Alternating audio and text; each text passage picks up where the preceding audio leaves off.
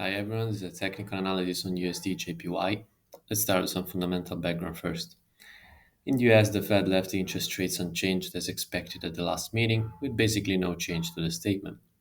The dot plot still showed three rate cuts for 2024, and the economic projections were upgraded with growth and inflation higher and the unemployment rate lower.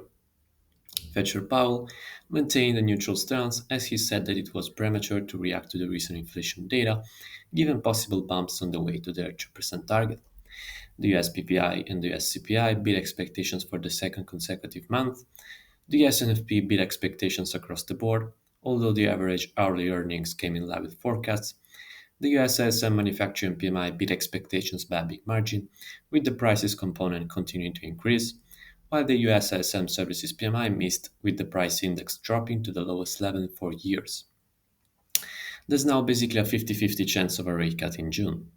In Japan, the BOJ finally exited the negative interest rates policy as expected at the last meeting, raising interest rates by 10 basis points, bringing the rate to a target between zero point 0.0 and 0.10%. Moreover, the central bank scrapped the yield curve control and the ETF purchases while maintaining QE in place.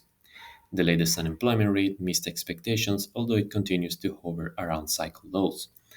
The Japanese PMIs improved further for both the manufacturing and services measures, although the former remains in contractionary territory.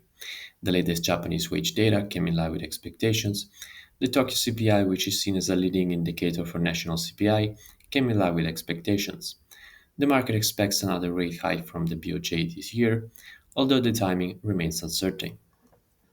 Now on the daily chart, we can see that USD/JPY continues to consolidate just beneath a crucial resistance level at 151.92. In fact, we can notice that the pair has formed this big ascending triangle, and a break above the resistance could trigger a strong move to the upside.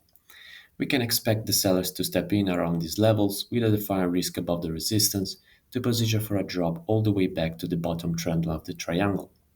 The buyers, on the other hand, will want to see the price breaking higher to increase the bullish bets and target new highs.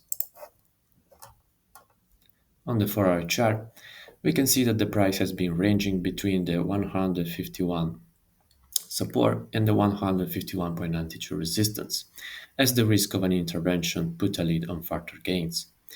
The price recently rallied back into the resistance and is now pressing on it, threatening a breakout.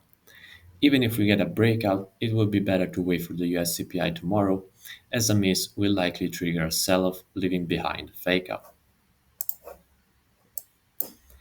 On the 1-hour chart, we can see more closely the recent price action, with the rally from the 151 support back into the 151.92 resistance. We can see that we have another strong zone here around the 151.50 level, where the price reacted to several times in the past weeks. If the price falls back into this zone, the buyers might want to step in with a defined risk below it to position for a breakout with a better risk to reward setup.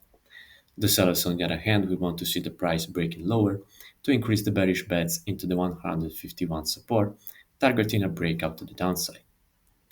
Tomorrow we get the US CPI report and the FOMC minutes. On Thursday we will have the US PPI and the latest US jobless claims figures.